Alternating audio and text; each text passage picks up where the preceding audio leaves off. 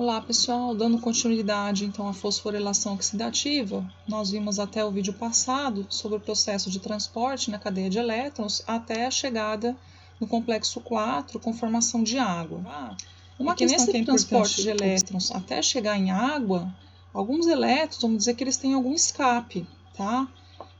Então eles não passam necessariamente, muitas vezes, por todas aquelas etapas, com cada carreador, com cada aceptor captando esses elétrons até chegar na água. Em alguns casos, alguns desses elétrons escapam e vão direto para o oxigênio, por exemplo, e é onde a gente tem a formação dos radicais livres.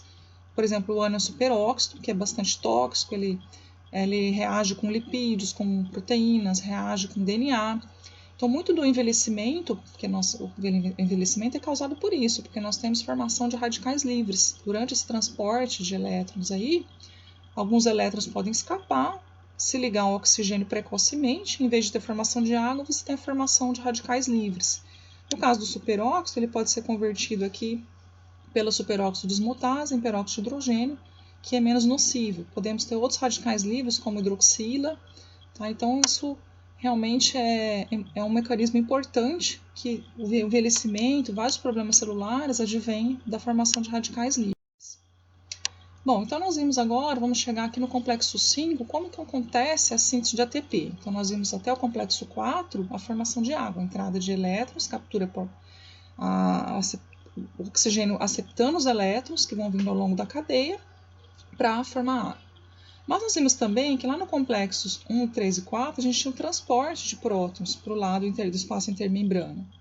O que acontece nesse momento? Isso vai criar um gradiente elétrico, tá? Com essa passagem de prótons da matriz para o espaço intermembrana, que vai ficar então o espaço externo, mais positivo e o meio interno da matriz mais negativo, ao mesmo tempo com pH mais elevado e o lado positivo com pH mais baixo. Então, essa energia que é gerada por esse gradiente de prótons, essa energia que vai impulsionar a síntese de ATP, tá? Então, esse gradiente de prótons ele vai funcionar como intermediário que vai estar acoplado, que vai acoplar a oxidação à fosforilação. É um processo totalmente integrativo. E como é que isso acontece? Então, nesse esquema, a gente tem aqui complexo 1, complexo 3, aqui o 1 e o 2 estão basicamente perto, convergindo aqui para o 3, depois o 4, formação de água, aqui a matriz e aqui o espaço intermembranas, tá? Muito bem. Então, nós temos toda a passagem de prótons aqui para o espaço intermembranas.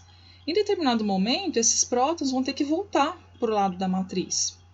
Mas como a membrana mitocondrial é impermeável a prótons, existe aqui no complexo 5 dois domínios que nós chamamos F0 e domínio F1. Esse domínio F0 ele tem praticamente um canal de porina aqui que vai passar, por meio do qual vai passar H+. Quando ele passa aqui, nesse canal, a passagem de prótons estimula uma mudança conformacional desse domínio F0, que por sua vez permite a ligação de ADP e fósforo, combinando com a síntese do ATP. Na membrana mitocondrial interna existe um transportador de ATP e ADP, então esse ATP pode novamente passar aqui para o espaço intermembrana e vice-versa, tá? Então é dessa forma que acontece então a síntese do ATP. Ela é impulsionada por uma força protomotriz advinda desse gradiente de prótons que sai da matriz para o espaço intermembrana e depois ele volta. No que ele volta, então isso gera toda uma movimentação, uma mudança de conformacional desse complexo também chamado de F1, F0 ATPase, porque ele também catalisa a hidrólise do ATP. Isso permite, então, a síntese do ATP, tá? É chamado complexo enzimático ATP sintase, complexo 5, porque ele vai usar a energia que vem desse gradiente de prótons para sintetizar o ATP. Então, nesse momento, nós podemos observar o quê?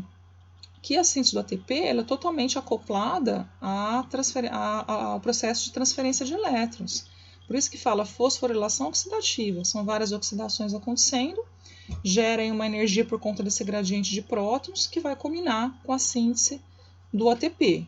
Então, se você não tem oxigênio, obviamente você também vai bloquear a síntese do ATP, porque o oxigênio é que vai septar elétrons, que vai movimentar toda a síntese do ATP. Então, é tudo interligado. A fosforilação está interligada com oxidação e transporte de elétrons.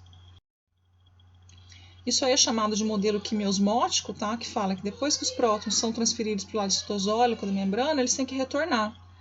O que eu falei, passando por essa membrana F0, isso provoca uma rotação, tá? Isso vai criar alterações conformacionais que vão permitir a ligação de ADP e PI. E dessa forma o ADP é fosforilado em ATP, então liberado, tá?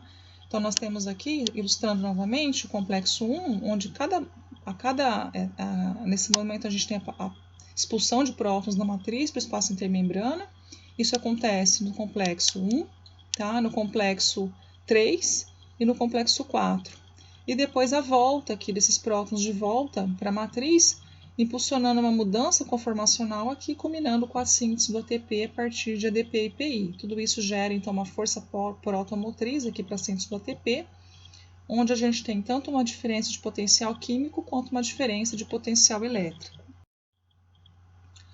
O ΔG para a síntese do ATP está em torno de 7,3 kcal por mol, tá? Então, o transporte de um par de elétrons do NADH para o oxigênio, ele produz 52,58 kcal, que é energia não suficiente para produzir 3 ATPs a partir de 3 ADP e PI.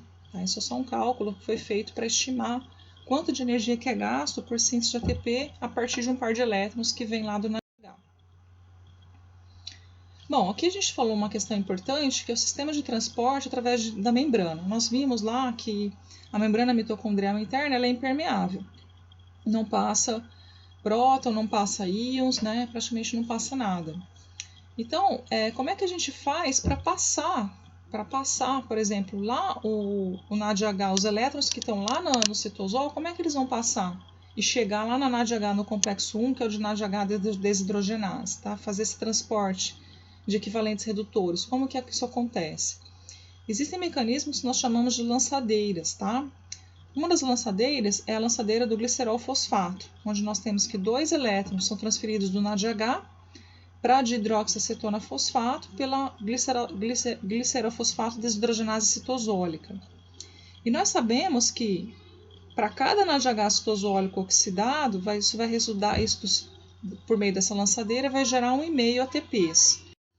Então é mais ou menos assim que acontece. Nós temos aqui a matriz e a gente está aqui o citosol. Como que esse NADH que está aqui, ele não passa para cá?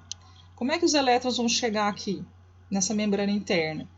Então existe aqui, por isso que nós chamamos aqui uma lançadeira do glicerol fosfato. Aqui nós temos a passagem, a redução aqui da dihidroxiacetona fosfato para glicerol fosfato. Tá? Então você tem NADH passando aqui para dihidroxiacetona fosfato, se transformando em NAD+, sendo convertido em glicerol 3-fosfato. Ele, por sua vez, perde aqui, né, vai ser oxidado, e os elétrons, os hidrogênios vão passar para o FAD, que vai ser convertido em FADH2. Esses aqui, o FADH2, por sua vez, perde os seus elétrons aqui, prótons, para quem? Para a ubiquinona, que vai ficar na forma de QH2 e vai entrar, por sua vez, no complexo 3. Então, para cada FADH2 reduzido, converge na geração de 1,5 ATPs, tá? E aqui é um outro tipo de lançadeira que é chamada de malato-aspartato, onde para cada NADH citosólica eu vou gerar 2,5 ATPs. Eu vou utilizar um outro esquema que eu acho mais didático. Então, nós temos aqui. Vamos observar aqui o espaço entre a membrana e a matriz. A pergunta é, como é que esse NADH vai passar para cá, tá? Então, na verdade, nós temos os equivalentes redutores. Espécies vão captar esses elétrons, hidreto e hidrogênio, né? Captar isso, passar por meio de transportadores na membrana interna e, por sua vez, chegar lá na matriz, para poder depois, posteriormente, chegar lá na membrana mitocondrial, lá nos transportadores de elétrons. Então, aqui a gente tem, primeira coisa, a conversão do oxaloacetato, que foi gerado lá no ciclo do ácido cítrico, né? Ele perde, aqui ele vai ser reduzido, tá? Então, o NADH transfere para oxaloacetato, que vai converter em malato. E nós temos na membrana mitocondrial interna um transportador de malato ao fosfato-glutarato. Então, esse malato passa para cá, para o lado da matriz. O que vai acontecer com ele? Ele vai ser oxidado, tá?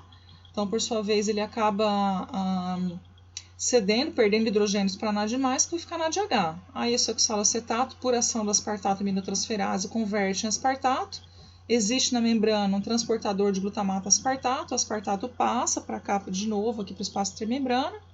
é convertido novamente em oxalacetato pela haste, né, que nós vimos, aspartato aminotransferase, e o ciclo recomeça. Então, esse NADH que estava no espaço intermembrana, ele vai agora para a matriz, tá? E esse NADH vai ter a capacidade de chegar lá no complexo 1 da NADH desidrogenase, e no fim isso vai culminar na síntese aí de 2,5 ATPs, tá?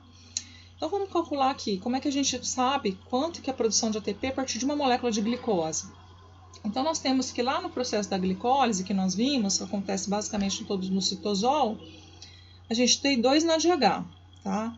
Isso aqui vai ser 3 ou 5, dependendo da lançadeira. Se for lançadeira, se for a do glicerol fosfato, já gera 3, porque o FAD, né, como vai passar por FAD, é 1,5 ATPs. Ou 5 se for a lançadeira do malato aspartato. 2 ATPs já tinha sido gerado lá no processo da glicólise. Depois, já acontecendo na matriz, oxidação do pirivato, 2 por glicose, então a gente tem aqui 2 NADH. Depois, lá no ciclo do ácido cítrico, acontecendo na matriz, né, nós temos aqui 6 NADH, se for pensar em 2 moléculas, né, porque são 2 para cada glicose. A gente tem 15 aqui, 6 NADH, isso tudo lá no ciclo do ácido cítrico, 2 FADH2, 2 ATPs, chegando então no total de 30 ou 32, dependendo da lançadeira, no caso da oxidação da glicose. Já a oxidação completa de ácido graxo, ela culmina com 108 ATPs. Então, começando lá na beta-oxidação, que a gente tem 7, lembrando lá todo o processo que nós já vimos, 7 FADH2, 7 NADH, então FADH gera 1,5 ATPs, por isso 10,5. NADH gera 2,5, por isso que dá 17,5 aqui. 8 NADH, então, multiplicando lá no valor de 20, 20 aqui na alfa-cetoglutarato desidrogenase, que são todas as enzimas aqui do ciclo do ácido cítrico, combinando aqui com 108 ATPs por molécula de palmitoil-CoA, que é aquela molécula de ácido graxo, 16 carbonos. Tá? Bom, finalmente, como que a regulação da fosforilação oxidativa acontece? O que nós temos que observar? Pessoal, a gente tem que observar a taxa, as necessidades. Como nós já falamos, a gente sempre tem que lembrar da homeostasia do organismo. Então, a gente sabe que a taxa de respiração, que é o consumo de oxigênio nas mitocôndrias, ele vai ser regulado. Então, existe tanto o controle pelo aceptor da respiração, que é a taxa de oxigênio, quanto também a necessidade energética. Então, existe uma relação massa-ação aqui do sistema ATP-ADP, tá? Que aumenta o quê? Se você tem um processo que você está requerendo energia, como a síntese de proteína, né, isso vai aumentar a taxa de quebra de ATP em ADP e PI. Então, vai abaixar o quê? Isso aqui vai estar aumentado. Se a ADP está aumentado, vai favorecer o quê? Eu vou ter mais ADP para disponibilizar para fosforilação. Isso vai aumentar o consumo porque também está aumentando o consumo de oxigênio e, no fim, tudo isso vai agir, todos os mecanismos, desde lá dos processos de oxidação de glicose, ácidos graxos e aminoácidos, para formar mais ATP. Então, eu posso dizer que o ATP ele é formado tão rapidamente quanto ele é usado nas atividades celulares que vão requerer energia. E aqui um resumo de todas as vias que produzem ATP, desde lá do processo da glicólise, onde nós temos as resinas regulatórias, né? Quem que inibe, quem ativa. Então, por exemplo, aqui nós temos que o ATP, normalmente se ele está numa quantidade satisfatória já, ele vai atuar como inibidor. Ao passo que ADP e MP vão atuar como estimulador, aqui em verdinho. Aqui chegando naquele piruvato, passando para o ciclo do ácido cítrico, nós temos também que a ATP sempre vem com uma flechinha vermelha. Ele está atuando aqui, de certa forma, inibindo os processos, desde que ele esteja numa quantidade suficiente. E aqui nós temos, então, combinando aqui com a cadeia respiratória, onde nós temos que o ADP e PI, conforme a ATP vai sendo degradado, gerando ADP e PI, significa que está tendo um gasto. Então, vai ter ADP e PI disponível, que por sua vez vai estimular a cadeia respiratória. Certo, pessoal? Com isso eu finalizo. Obrigada a todos.